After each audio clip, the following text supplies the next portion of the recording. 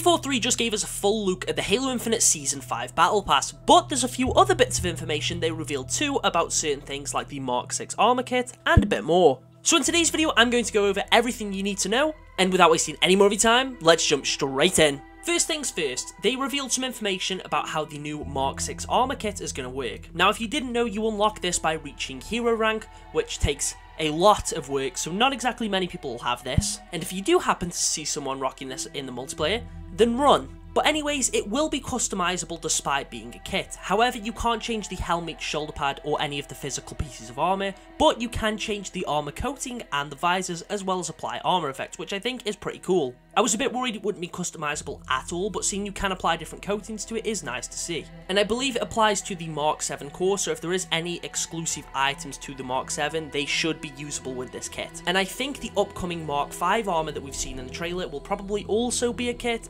probably on the Mark 5B core, maybe on the Mark 7 actually. And this will likely have the same system where you can change the coating, change the visor, and apply armor effects, but you can't customize the actual physical pieces of armor. But I think considering this is the Combat Evolved version of the armor, again, people probably won't have an issue with this. I mean, I do wish I could use this version of the helmet with any of my other spawns. Maybe that will be the case, but we'll see. We also got our first look at the new UI change for the main menu, and it looks pretty good. It's not a huge change by any means necessary, but I do think it really makes the design much better, and everything seems a bit more readable. We also got to see a couple of little things on the store, like the new Flood Super Bundle, which will contain 2 sets of Flood infected armor, some armor effects, and some Flood weapons. We also saw a new Rakshasa bundle, which gives you a full set of armor for Rakshasa, and potentially a classic sniper weapon model, but we didn't really get to see this in detail, so we'll find more. But we didn't really get to see this in detail, so we'll find out more when the season releases. Anyway, as for the Battle Pass, this time around the purchase bonus is the Flood Infected Bulldog.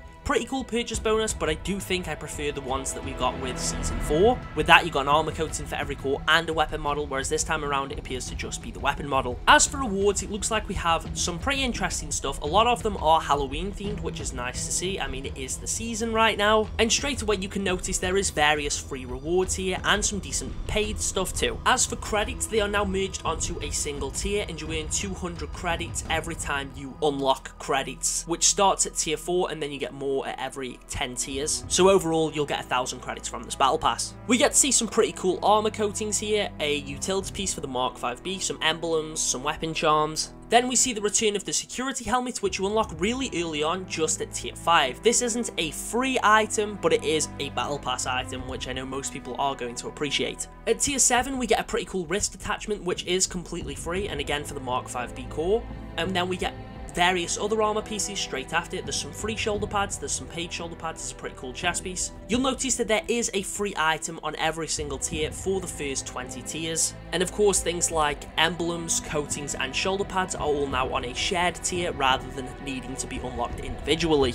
At tier 10, we get this Robocop looking helmet attachment for security. We then get some more Halloween themed cosmetics. At tier 14, we do actually unlock a completely free helmet, which is Gungnir. This is technically supposed to be the Reach version. It's an unmasked variant like with Stormfall, and you do get its attachment later on, but its attachment does look quite different. I think they distinguished it from Stormfall, since Stormfall, to be fair, is pretty accurate to the look in Reach. Yeah, there is some differences, but now both will be usable on any core, so if there is one you prefer over the other, then you can just use that one. But anyway, I don't hate this unmasked look. I think this does look a bit better than Stormfall in my opinion. But pretty much straight after that, at tier 15, we get the return of EOD, which looks absolutely gorgeous. There's a few other cool items here and there. At tier 19 is when you unlock the Gungnir Mod 3 helmet attachment, which looks much more blocky than the original version, but I've already spoke about that. And then tier 20, you get the final free reward in the battle pass, which is actually a Flood infected chest piece.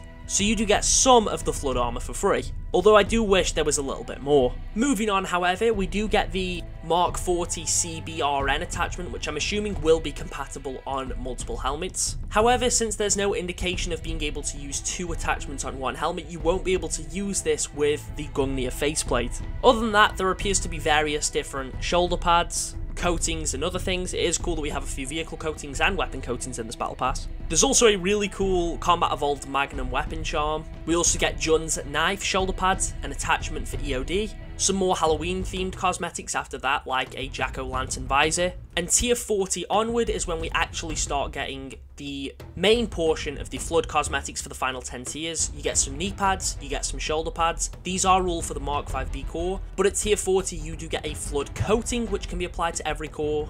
And of course at tier 43 you get one of the Flood helmets, which looks absolutely insane. I think this looks really cool, and that can be used on every core as well. Paired up with the coating, you can make all of your Spartans look like they're infected with the Flood, especially as well since at tier 45 you get a legendary mythic effect set, which is another Flood themed one. Tier 47 gives you an attachment for the Flood helmet, which gives you those little tentacles that pop out. Tier 49 gives us an actual Flood armor effect, and then in the final tier at tier 50 we get the Corrupted armor coating, which is another Flood one that can be used on every core, as well as a new armor kit, which is a Flood one. Now I don't know if this is just a kit that will be customizable like the Mark 6 one, or if we'll actually get to use these pieces with our Spartan. I really hope so, because these Flood pieces look really cool and I want to actually be able to use them on my Mark 5B and not just be restricted to a kit.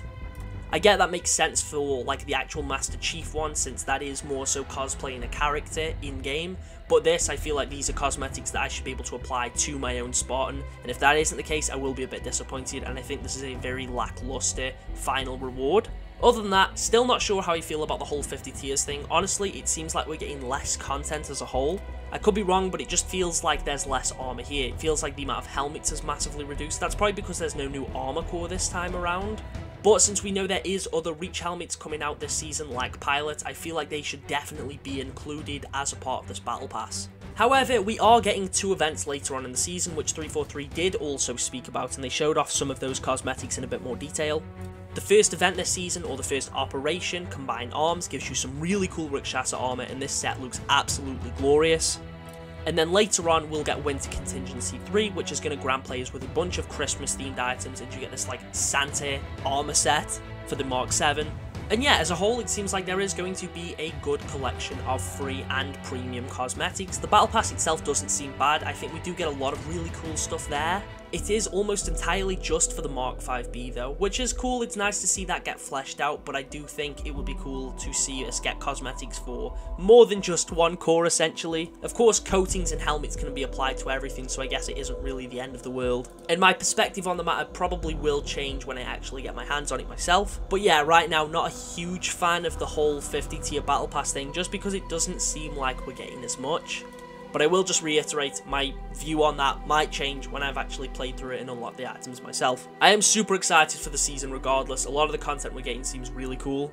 We are actually getting a new sandbox edition later on, which is the repair field, which I think will heal players and vehicles, or maybe just vehicles. But 343 said they'll have a blog coming out about that at a later date, which I will talk about it when that comes out. Anyway, I think that sums up the main stuff that they spoke about in the customization segment of the community stage, but if there is anything I've missed, feel free to let me know down in the comments. And let me know if you're excited for Season 5 or for this Battle Pass. I am really excited for cross-core helmets and to mix and match some of my current Spartans. A lot of them probably will change. Don't know if my Yoroi one will, but we'll see. Anyway, yeah, thank you all for watching. I'll catch you all in the next one.